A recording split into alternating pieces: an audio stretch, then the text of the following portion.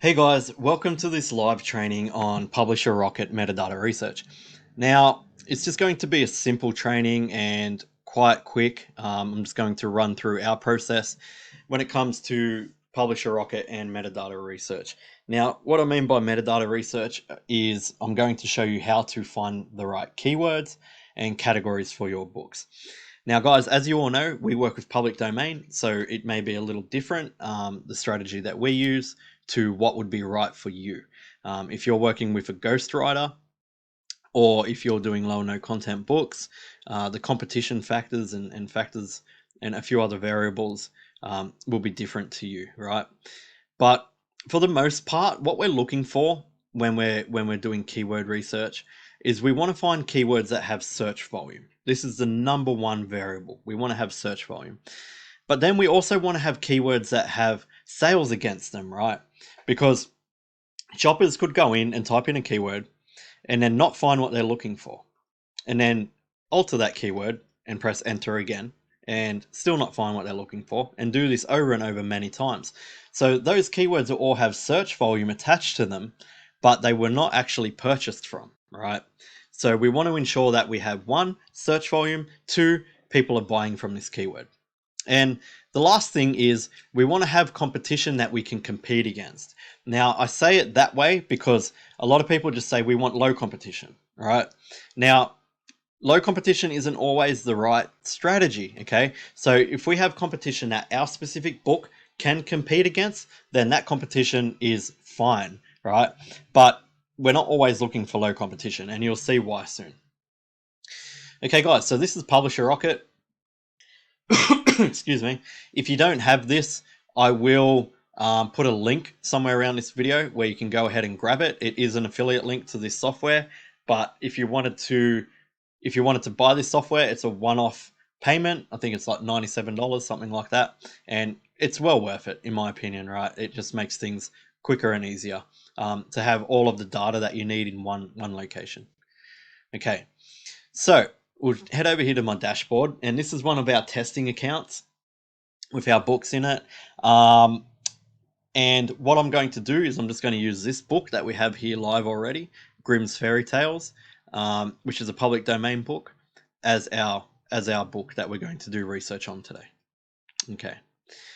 So in Publisher Rocket, it's sort of at this point, you could pull up a blank Word document and just start really brainstorming ideas, brainstorming keywords that you think people would type in when they're looking for your book. So, for example, fairy fairy tales, right?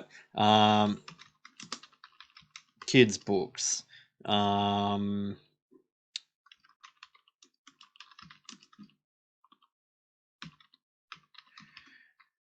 nighttime stories, or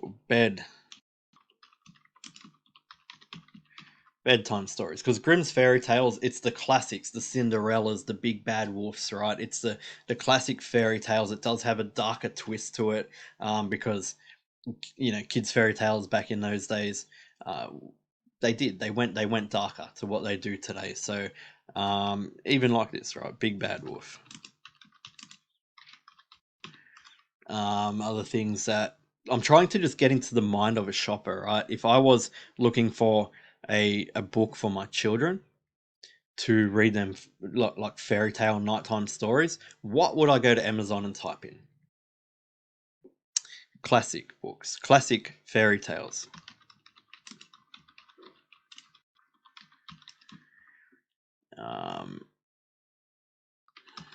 Classic kids books.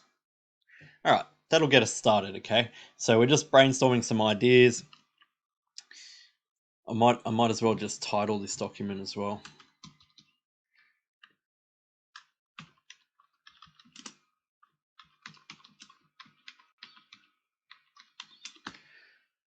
Okay, now I'm going to copy this, go over to Publisher Rocket, go into keyword research, punch in the keyword, make sure I've got books because I'm not working on an ebook here, and hit Go Get 'em Rocket.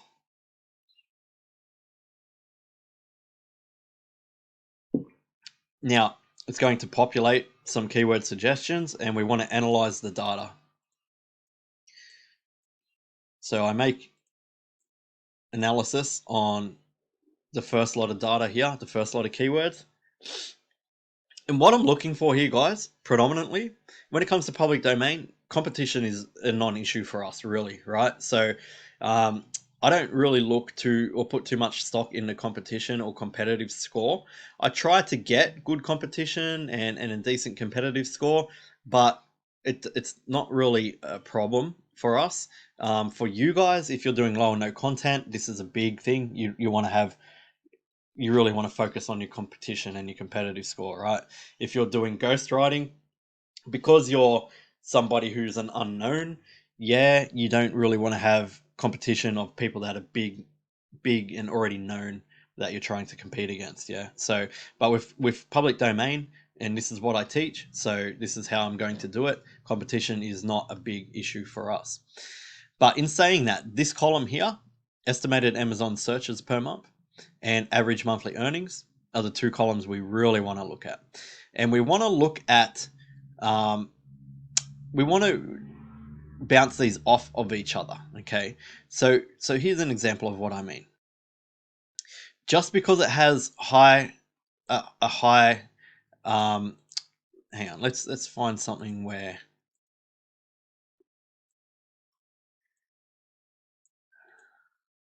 let's find something with high search volume.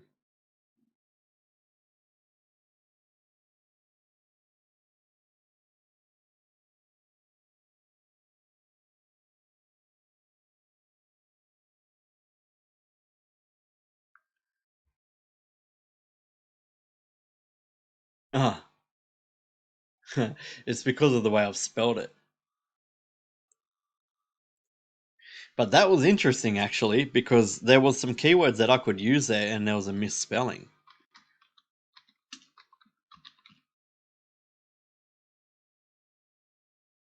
So I'm actually going to search for it spelt the correct way, and I'm going to run another search here.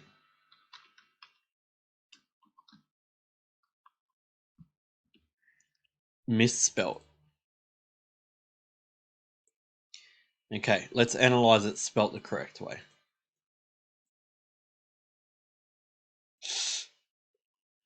Okay, so now going back to this, if we have a high, like a decently high search volume, right? And you can see here, this keyword has a high number of competitors and a relatively high competitive score. Like for public domain, we can really go up to 90 for competitive score. You'd probably want to go under 50 for anything else, right? And we don't even worry about this. We can compete against this. But for you guys, you want to look for something, maybe under 500. There's no hard rule on this, right? There's no exact figure I can give you. It all depends on your specific book. So what you're actually publishing, can it compete against these things, right? Our books can compete against big time books, big time authors, because they are big time books by big time authors, right? So in the instance where you're a ghostwriter, you're an unknown. You're actually a nobody. Nobody knows who you are. Nobody knows your pen name. Nobody knows your book title. So you can't compete against those big time authors. So therefore, your metadata research it's going to be a lot harder for you, right? So anyway, getting back to this, Amazon monthly searches versus Amazon monthly earnings. Now, here, for example, right, there's not very many monthly searches. It's not huge, right? I would even go down to this one. I don't know why Publisher Rocket does this sometimes. See, it's hard to see. But this one here has a 455 competitor, which is good, under 500. This one has 4,945. There we go. 4,945 monthly earnings, but it only has a small amount of searches. Now, this is a great keyword because if you look at this, it means that people who are searching for it, which isn't many, are actually buying, right? Because almost everybody who's searched for this keyword is actually buying based on the average monthly earnings. Now, if you look at something like, see if we can find one. And it's the same for this one here, yeah? So this one's got almost non-existent searches, but or under 100 searches, but it's still making nearly $1,000 a month. So therefore, even though there's not many people searching for it, the people that are actually buying a book based off this keyword.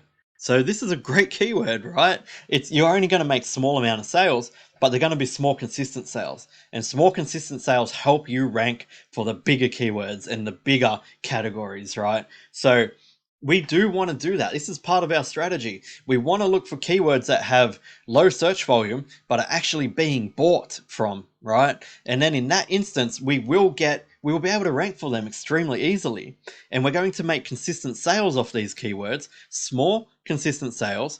And therefore, over time, Amazon's going to rank us for the bigger ones, right? The bigger, more harder to rank for keywords, like the ones where there's $20,000 in monthly sales and a huge amount of monthly searches and massive competition. Like this one, for example, right? This is not a lot of monthly searches, but if you look at the competition, it's big, yeah? And this is not a lot, really. It's a decent amount of monthly earnings, but this will be harder to rank for, this keyword, based on the competition. But if we pick a keyword like this one down here, that we can rank for and start making consistent sales quickly, right? Therefore, Amazon will eventually push us up in the rankings for this keyword as well. So we're talking long-term strategy here. We're using some keywords that we can rank for fast, and we know we're going to make small amount of consistent sales from, and then we're going to use those keywords to propel us into the big keywords later on down the track. Because guys, remember, this is a long-term strategy. You can't just throw a book up and go for like all the best keywords and think that you're going to just make squillions of dollars in passive income right off the bat. We're talking like we're thinking years ahead here. Okay, so Russian fairy tales. Were the Grimms Russians? Germans. Okay.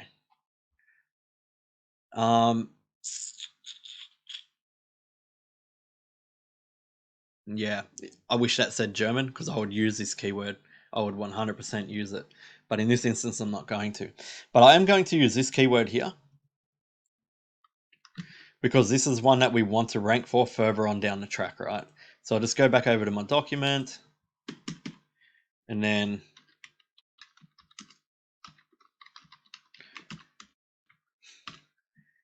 paste that one in, okay? And then this one here is good, Grimm's Complete Fairy Tales. Competition is low, doesn't really matter for us, but it's still good to have, right?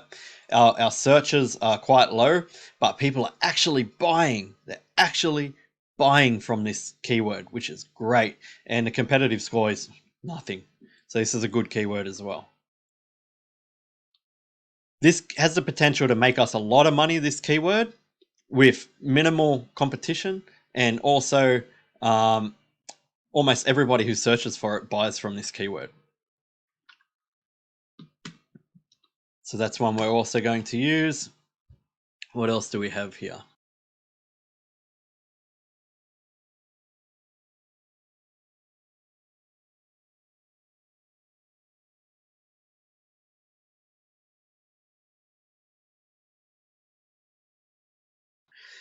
I like this one too. This is good. Fairy tales from around the world. Because the competition's a little high, doesn't really matter for us, right? That's something you may want to look at though. The average searches are under 100, but it's still making $1,000 a month. So people are buying, and probably numerous times, from this keyword. And the competition here, the competitive score is low, right? So the competition is a little higher, but the competitive score is low, which this means that we can rank pretty easily for this keyword. So this is another really good keyword to make those smaller consistent sales that are going to lead us into. Now, I like to separate them as well. So these are the smaller consistent sale keywords. These are the ones that are going to propel us into big time sales in the future. I'll just put a space there. Okay, so let's look at the next one now. Bedtime stories. Let's have a look at this one. We want to split up a little bit of our genres as well. So even though this is the same genre, this is a subcategory, right? Fairy tales inside of the kids book genre. So bedtime stories is another subcategory. We just want to split them up a little bit, and we'll do a new search. Actually, before we do that, I wanted to look back at this misspelling here because this one's interesting. Look at this. Fairy tales misspelt, low competitive, very low searches, huge amounts of earnings based off the searches. This is great. We're going to use that misspelling. Same for this. We're going to use this one because it's more long tail as well. It's got an extra word on the end. And we're going to rank for that as well, right, guys?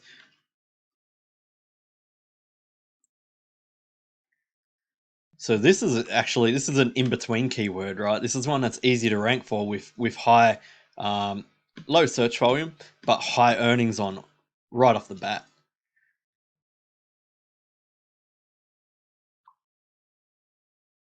What else do we have here? Again, this one, look at this one. Awesome. It's another little trick, guys.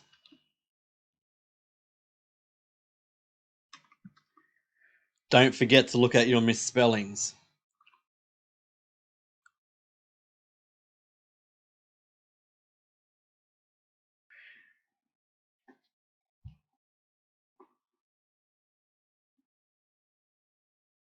All right, that'll do with that. We need to get into the next genre. Okay, so let's grab that. Bedtime stories. Or subgenre, I should say.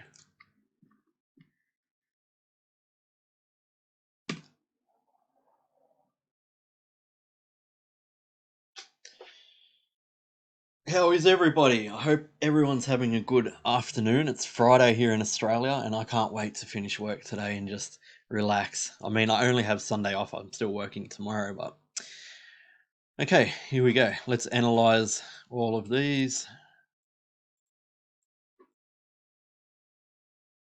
Sorry guys, if you are commenting, I don't have my Facebook open. I won't be able to see it while I'm screen sharing. Okay, bedtime stories. What do we have here? Again, this is a low search volume ratio compared to what's being made here, right? So this is pretty good still. The competitive score is huge. For us, like I said, this does not matter. It'll just take us a little bit longer to rank, but we will rank for it eventually. And that's our long-term strategy. Now, these ones,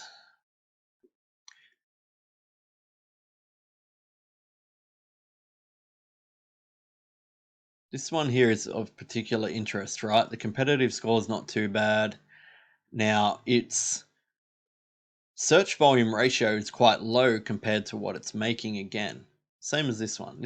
But this one a little bit harder. So we're still going to have a look. What's this? Bedtime stories for girls. Bedtime stories. It still has bedtime stories in the keyword. This is one of those ones that I'm going to use to make phenomenal sales later on.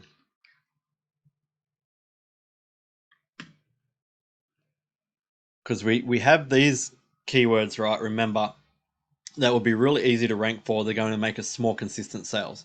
Small, consistent sales. This is the equivalent, guys, to when somebody tells you to take your book, publish it, and run ads straight away so you can get small, consistent sales in order for your book to rank. We're just doing that without the ads, right? And we're doing it in a way that these small, consistent sales will continue forever as well. So when you turn your ads off, you lose your small, consistent sales, but you do get your rankings. It's the same thing, right? We're using these keywords to make small, consistent sales. We're going to get our rankings on the bigger, harder keywords based off these small, consistent sales. And therefore, guys, we're going to be able to long term build a very, very sustainable business with consistent large sales, right? On our books.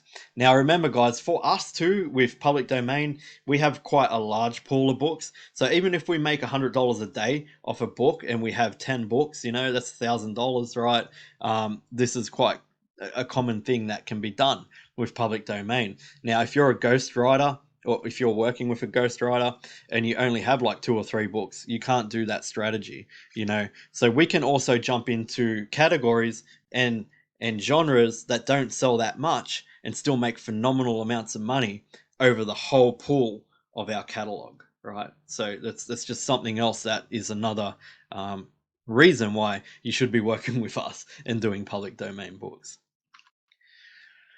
Okay, where were we? 1, 2, 3, 4, 5, 6. So we need one more. Let's have a look. Let's have a look in the classics, right? Let's say classic kids books.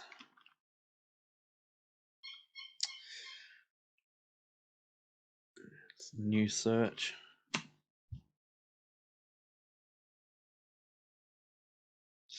Sorry guys, I'm exhausted. It's been a massive week this week.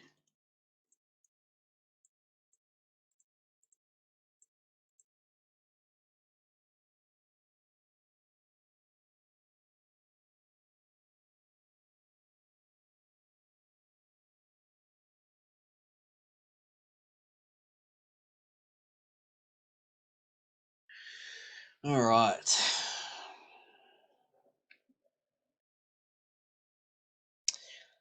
That actual keyword there is great. This is a good one for later on, right? But let's have a look. What else do we have here? I don't really like this 4 to 6. I don't really like putting that on it because it really limits these people that type that in. They're usually, the psychology of them are looking for something super uber specific, right? And our book probably wouldn't be relevant for that. It's another thing, guys. You need to ensure that your keywords are relevant. Amazon, the A9 algorithm, it's one of the major ranking factors is relevance. Okay, so don't pick keywords that aren't relevant to your title as well.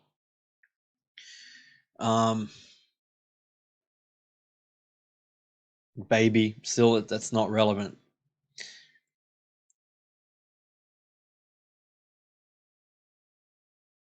This one is good. This is one that we can rank for easily, right? Book set, because it's not a set, but there's multiple stories in the Brothers Grimm fairy tales. So it's relevant. It has very low monthly search, but high earnings. So this is a book that, almost everybody who types this in purchases from, and the competitive score is easy. So this is one I'm going to use.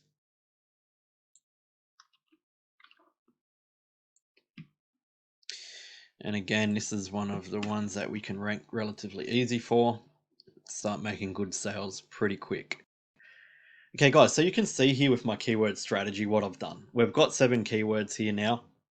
We are going to expand on these a little bit further, but at this point we've got our baseline. We've got 7 keywords here now, and the first 1, 2, 3, 4, 5 keywords are ones that have, relatively low competition, relatively low search, but a high search to purchase ratio. All right, and that means that we can make consistent small amounts of sales on these pretty quickly, right? And some of them quite large amounts of sales, because as you saw, some of them were up to $5,000 a month in earnings. And then we use those to propel us into these keywords, our magic keywords, our keywords that make us rich down the line, right? So these are the ones that we're talking about when we're talking about long-term strategy. Okay.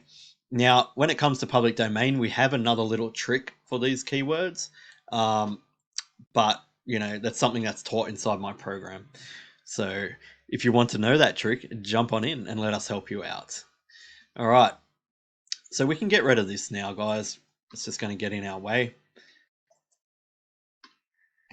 And before we do this, I'm just going to do some category research. Now, we could have done this category research when we were finding our keywords, but let's just have a look. So this is the keyword that we just grabbed, right?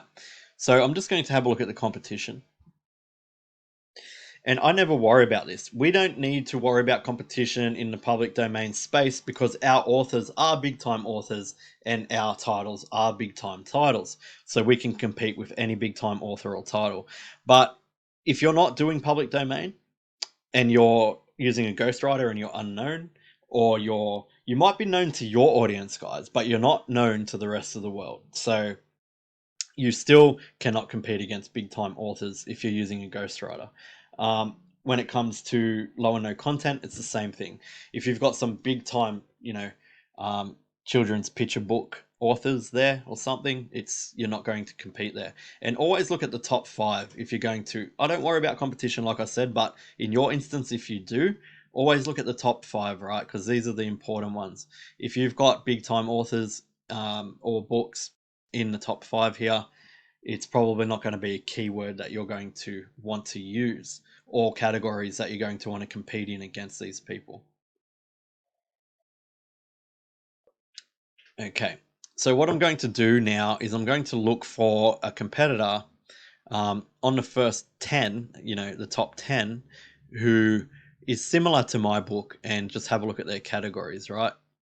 So Goosebump Classics, this is quite similar, right? It's got that dark sort of aspect to it, just like the old fairy tales of times past in Brothers Grimm's. So let's have a look here. We're going to look at the categories, and there's none. Okay.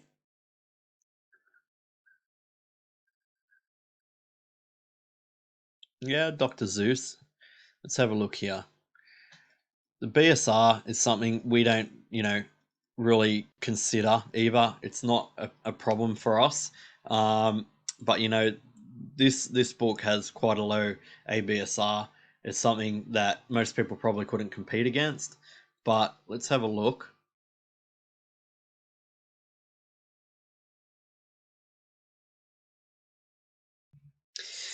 Now, what I'm looking for here, guys, is how many sales to the number 1 spot in the category, right? So this is the most important thing. When I'm choosing a category, I want to know if my book can make that amount of sales to get to that number 1 spot, and therefore give us that more exposure and extra sales and that bestseller ranking, right? So top 10 is good as well. If you can at least reach into the top 10, then you do have a chance, once you're in the top 10, to get into the first position, right? So if you can really get into the top 10, then I would still use a category that you think you can get into with the top 10. Now, I know with our books, if we can sell 1,000 a day, right, which is realistic when we start ranking for our keywords, especially some of our bigger keywords, then we can get into the number 1 position in our categories. So this one's a little bit too competitive. I probably wouldn't go for it, but anything else here, I would absolutely go for it. Now, once I know I can go for that category, the next thing I'm going to look at is relevance. Is this category relevant to my title? Cats? No. Humor? Yeah, there's some humor in there. Poetry? Not really, no. So the only one here I would probably use is this category. So I'll just copy that, come over to our metadata document and paste it in. And guys, I'm looking for 10 categories, right? So have another look at something that's similar to my book again.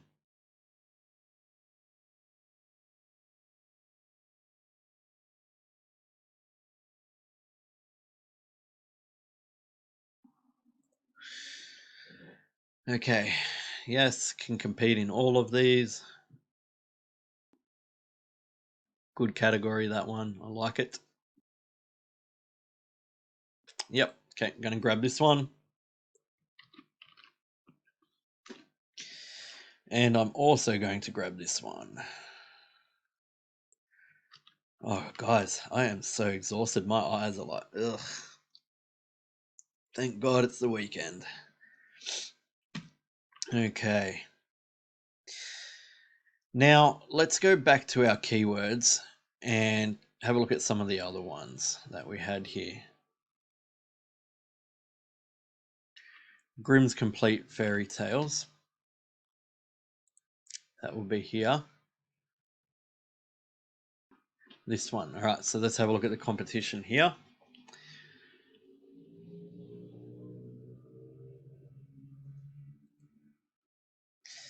Nope.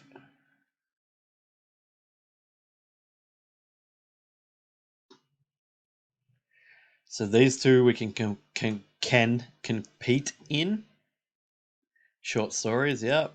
Yep, and they're both relevant to us.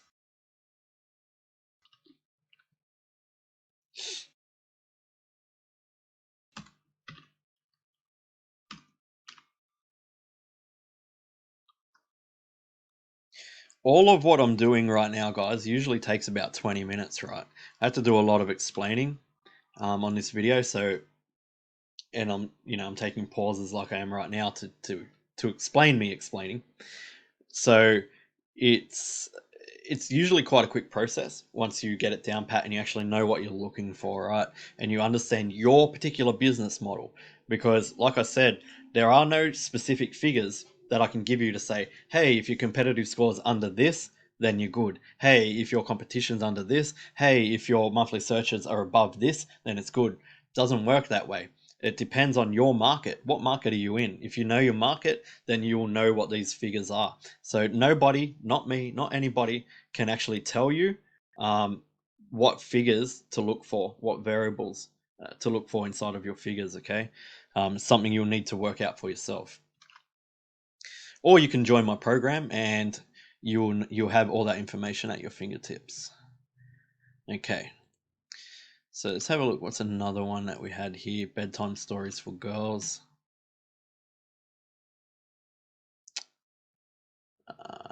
Here we go. Competition.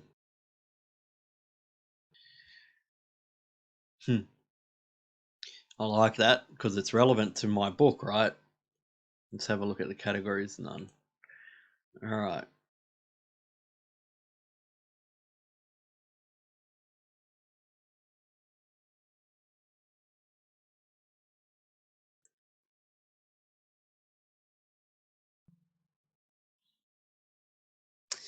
So this one here, is it relevant? Children's books, growing up, fun facts of life, growing up. You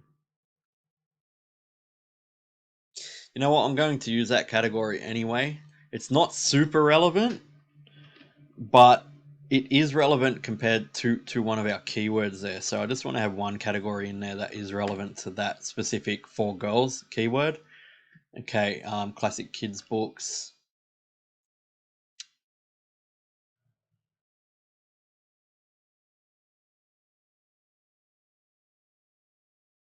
Ah, yeah.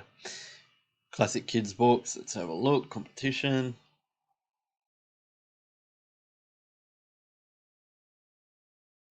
I wouldn't advise most people try to go up against a Charlotte's Web, right? But like I said, our title is extremely well known, and our authors just like this. So I'm even going to have a look at her categories.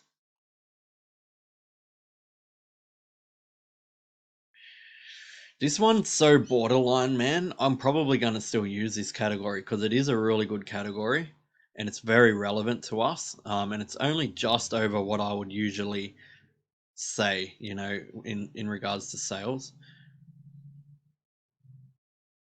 So these two here I like. Okay, so I'm going to grab this one.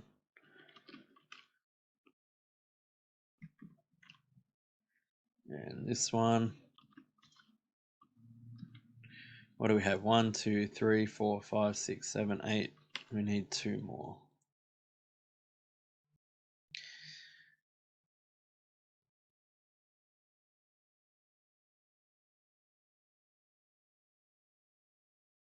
This one. This one's in a lot of categories. These people actually did their research. Very good. Okay.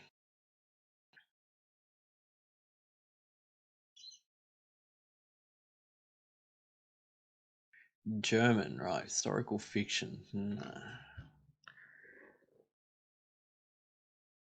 Fairy tale, folk, and myth. This one's good. Definitely competable.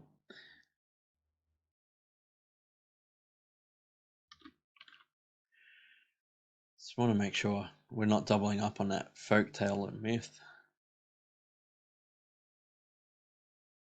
Nope. Okay. And this is always a popular category, this one, and it's good. We can compete there, no problem. Let's grab this one. Okay, guys, we now have our 7 keywords and we also have our 10 categories. Now, I always choose 10 categories. You can put your books in up to 10 categories. And the way that you do this is when you upload your book to KDP, you'll come to a spot where you need to choose 2 BISAC categories, right? And I usually just choose anything here. Nothing of relevance. It does not matter to me because I'm going to have those BISAC categories changed anyway. So once I've actually published my book, I've chosen whatever BISAC categories, doesn't matter. BISAC categories do matter if you're using expanded distribution. If you're not using expanded distribution, don't even bother. Just pick 2 categories, it doesn't matter, and change them doing this strategy later on, okay? And then once my book's published and I have the ISBN number, I can email Amazon and I can ask them, hey, Amazon, can you please remove my book, this ISBN number from the 2 BISAC categories, which are boom, boom, and can you put my title in all of these categories? Thank you. Right. And Amazon will go ahead and do that for you. Right. And you need to do that via email inside of your dashboard. I'll actually show you guys. Let's go over there.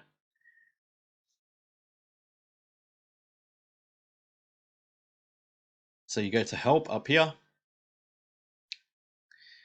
and contact, and then up the top here,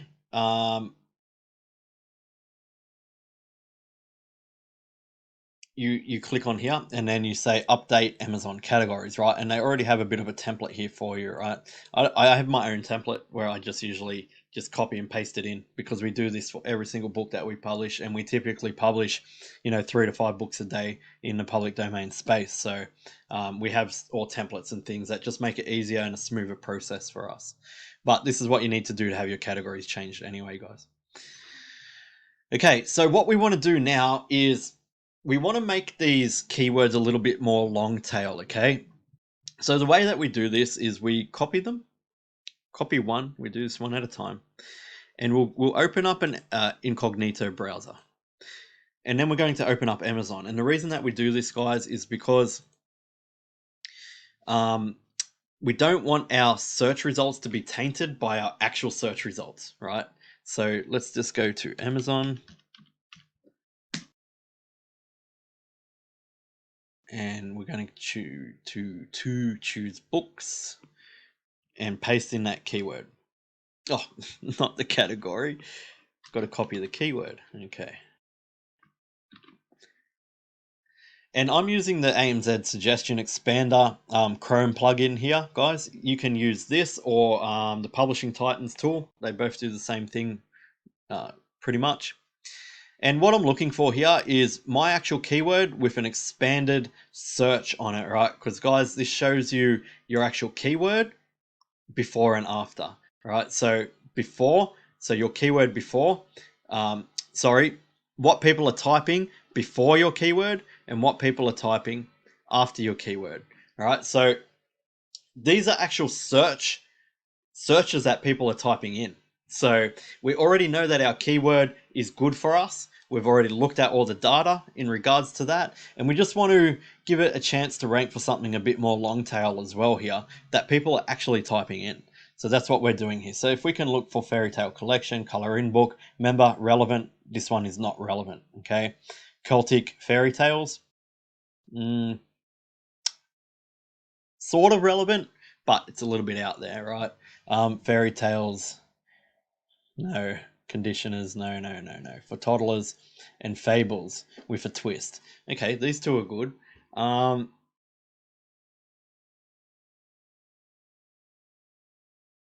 going to go for this one. So I'm just going to copy that, come back to the metadata doc, paste it in. And I've made that a little bit more long tail. Now I could make that even longer, right? I think it's 50. The category, I think you can have 50 characters, including spaces, in your metadata fields for keywords. Don't quote me on that, guys. Check it out yourself, but I think it's 50, right? So we could have more than that. This is what, with spaces, this is 22. So, like I could double that, right? But I'm not going to worry about it in this instance. Okay, this one is pretty long tail already. So I'm still have a look. Let's have a look. Fairy tales from around the world. Andrew Lang by Andrew Lang. Not relevant because he's not our author. And this is other. Okay, now we'll leave that one alone too.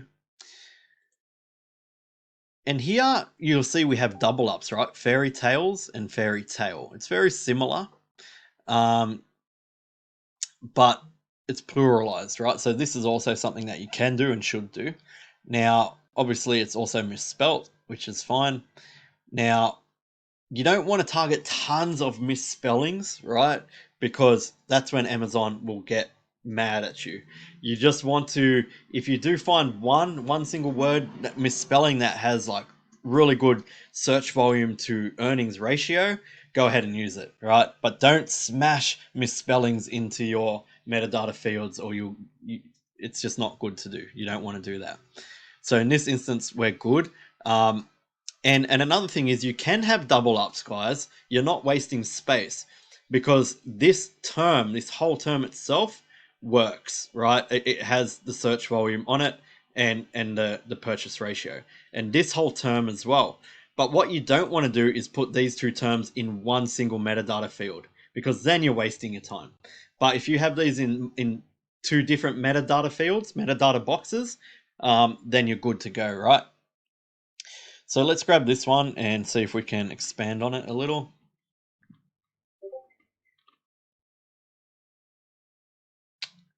Okay, fairy tale books for toddlers, for kids, for adults. Yeah, let's go that one, because this is actually for adults as well. Because it has that darker notion, right? So it's good that we can throw that in there as well for our keywords. And we're still going to do fairy tale books, right? We're still going to rank for that, and we're also going to rank for books, and we're also going to rank for books for adults, and we're also going to rank for fairy tale, right? And and that's how Amazon actually works. So it mixes these things around, right? You will rank for the entire term as well. Okay, let's grab this one.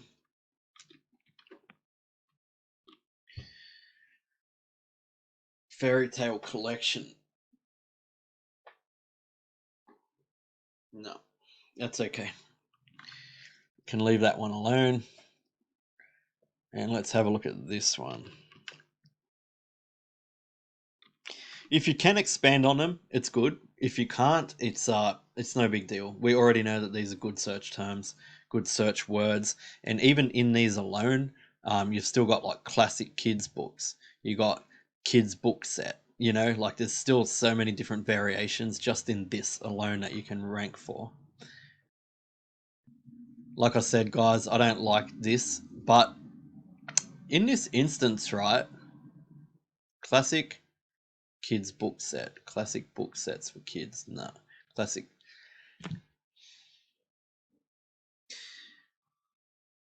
Because it is more around a 9 to 12 age range that this book sort of fits into.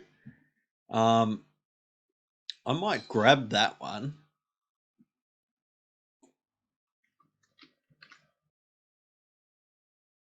and add it into something else here. Classic kids book set, fairy tale collection, classic kids book sets for kids aged 9 to 10.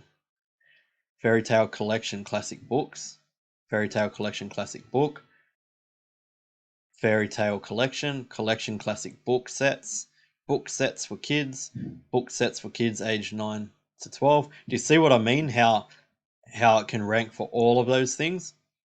And I just want to make sure we're under the 50 characters. 57 with spaces, it's too big. But if we remove this, fairy tale classic book sets for kids, 49, we're good to go. All right, and for these two hero keywords, guys, I'm not going to touch them. These are our hero keywords. These are the keywords that are going to make us big money down the track, okay? So I'm not going to expand on them, not going to touch them, not going to do anything. And that, guys, actually completes our metadata research. We now have extremely good keywords, We have extremely good categories. We know we can rank. We have a strategy. We're going to rank for these keywords very quickly. We're going to make small, consistent sales that are in turn going to push us into our big hero keywords. And in the meantime, every one of these categories we know has purchase volume on it, and we know we can compete in, and we know that we have a good chance of getting to number one, especially once we start ranking for these keywords here. Okay, so we now have a highly optimized metadata strategy that was done in, how long have we been on this video? I don't know, a fair while, I would assume, but I've been doing a lot of explaining. You can do this in like 20 minutes with Publisher Rocket, guys.